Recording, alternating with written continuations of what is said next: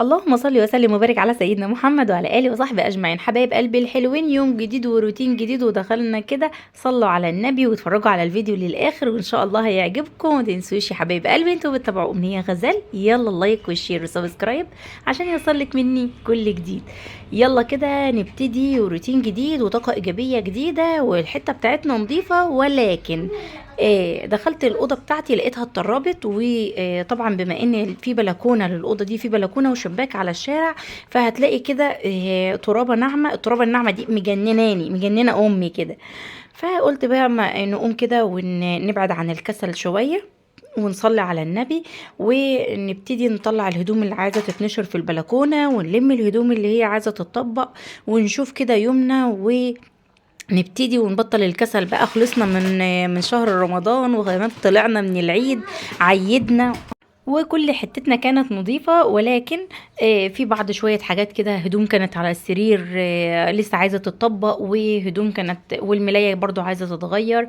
هنا مروان تكافل اللياية وجاي علشان يساعدني. يلا يا قلب اختك، عايزة اللايكات كتير. انا القناة بتاعتي لسه فيها حوالي 500 ساعة، عايزين نتفعل بقى، عايزين كلنا نبقى ايدينا كده في ايد بعض كده ونقف وقفة رجالة يا رجالة. عايزين نقف وقفة رجالة كده. وانا ما نزلتش من زمان فيديوهات.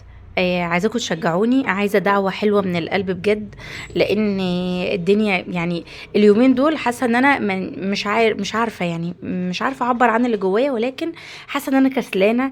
وده على غير العاده بتاعتي، انا عمري ما كنت كده.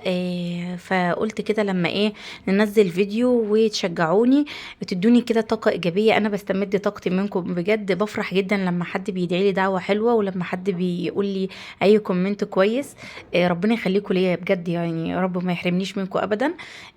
هنا بقى كان الجو حرر شويه، فقلت بقى انا عندي بطانيه، البطانيه دي 11 كيلو او 12 كيلو، فتقيله جدا. حتى لو تلاحظوا انا مانيش قادره اصلا ان انا اشيلها واطبقها، بجد تقيله تقيله يعني. فزي ما انتم شايفين كده شلتها، وعشان هعينها واطلع بطانيه اقل منها شويه، هي حوالي 6 او 7 كيلو. ولكن انا من النوع اللي احب طول الفتره بتاعه الصيف او الشتاء لازم يكون فيه غطا على السرير، سواء بقى بطانيه سواء كوفرتا ايا كان اللي موجود، ولكن لازم يكون فيه غطا على السرير. انا هنا بقى فتحت الدولاب علشان اطلع البطانيه اللي انا هستخدمها. البطانيه دي بحبها جدا جدا جدا، على قد ما هي بطانيه متعبه ومقرفه، بتتلحوس اخر لحوسه. انا هنا بقى مبسوطه اخر انبساط ومنبهره بنفسي ان انا نزلت البطانيه.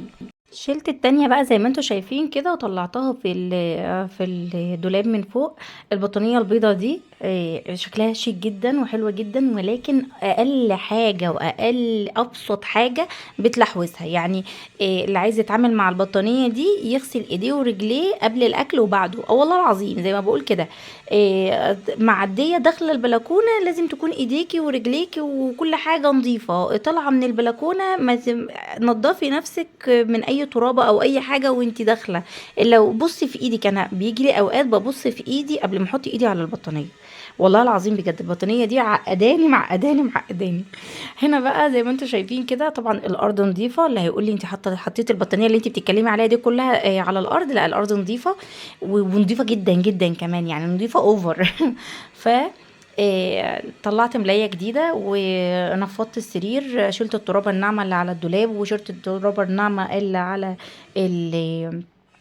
اللي على السرير. اللهم صل وسلم وبارك على سيدنا محمد وعلى اله وصحبه اجمعين. لو لسه ما صليتيش على النبي، صلي على النبي كتير كتير في الكومنتات كده، وعرفيني انت بتتابعيني من اي بلد يا قلب اختك.